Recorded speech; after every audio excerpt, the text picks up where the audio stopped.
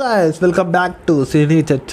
ఈరోజు అయితే బాలయ్య గారి మూవీ అయితే రిలీజ్ అయిపోయింది. ఎట్టకెళ్ళకు నేను ఉదయం అయితే సినిమా హాల్కి వెళ్ళాను. నాకైతే కుదరలేదు, మళ్ళీ వెనక్కి వచ్చేసాను.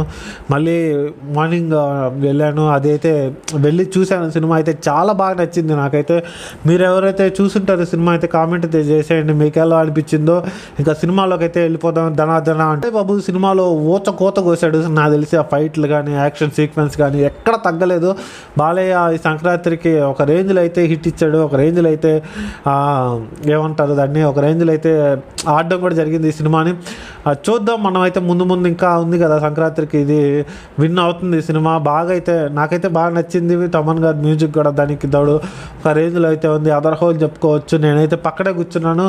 ఆ సినిమా థియేటర్ ఏదైతే మైకులు ఉంటాయో బాక్సులు ఉంటాయో పక్కనే కూర్చున్నాను. నా చెవులు అయితే నిజంగా పోవడం జరిగింది. ఒక 10 నిమిషాలు నేను పనిచేయలేదు. రిజల్టింగ్ నుంచే ర్యాంప్లో అయితే కనిపిస్తుంది. ఒక ర్యాంప్ అయితే ఒక మాస్ ఎలా అయితే ఉంటుందో అలాగే పోతుంది, ఎక్కడా కూడా తగ్గదు. స్టార్టింగ్ నుంచే మన బాలయ్య బాబుని ఒక ఎంట్రీలో అయితే చూపిస్తారు. ఎంట్రీ ఎలా ఉంటుందంటే ఒక రేంజ్లో ఉంటుంది. ఆ గుర్రాలు కానీ మాస్ బాగుంటుంది. మీరైతే సినిమా హాల్లో అయితే ఎంజాయ్ చేయండి. ఆ సీన్స్ కానీ స్టార్టింగ్స్ కానీ ఆ ఫైట్స్ కానీ ఎక్కడ తగ్గలేదు. బాలయ్య స్టార్టింగ్ నుంచే ఫ్లాష్ బ్యాక్ అయితే తీసుకోబోతాడు. ఫ్లాష్ బ్యాక్లో ఏం జరిగింది, ఎవరు బాలయ్య, అసలు ఏంటి అని. ఫస్ట్ ఆఫ్ అంతా మాసుగా ఉంటుంది. అసలు ఎట్టంటే ర్యాంప్ ఉంటుంది. ఒక బాలయ్య బాబు ఫైట్స్ కానీ ఎక్కడ కూడా అసలు మనకైతే బోర్ అనిపించదు. ఇంకా సెకండ్ హాఫ్లోకి వెళ్ళిపోతుంది. సెకండ్ హాఫ్ అంటే కొంచెం ఫ్యామిలీ ఎంటర్టైన్మెంట్ ఎలా ఉంటుందో అలాగైతే ఉంటుంది. సెకండ్ హాఫ్ కొంచెం డౌన్ అయింది అని నాకు అనిపించింది.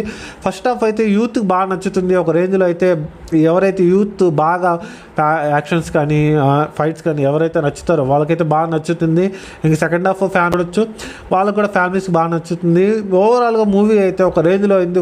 కోత అని చెప్పుకోవచ్చు. సంక్రాంతికి ఇంటర్వ్యూల దాకా ఎలా ఉంటుందంటే అలా ఉంటుంది సినిమా. ఎక్కడ అసలు ఏంది అప్పుడే ప్రీ ఇంటర్వ్యూలో వచ్చేసిందా అన్న ఫీలింగ్తో అయితే ఉంటుంది. బాలయ్య బాబు ఒక రేంజ్లో అయితే ఫైట్స్ కానీ ఆ సీక్వెన్స్ కానీ తమనన్నని ఫస్ట్ మెచ్చుకోవాలి. ఎందుకంటే బాలయ్య బాబుకి ఒక రేంజ్లో అయితే తమనన్న కొట్టడం జరిగింది.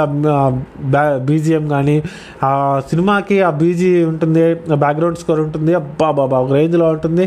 ఎక్కడ కూడా అసలు ఫైట్ సీక్వెన్స్కి బాలయ్యకి కరెక్ట్గా సెట్ అయ్యి సెకండ్ హాఫ్కి వచ్చేటప్పటికి సెకండ్ హాఫ్లో అంతా మనం ట్విస్ట్లు అయితే ఎక్స్పెక్ట్ చేయొచ్చు.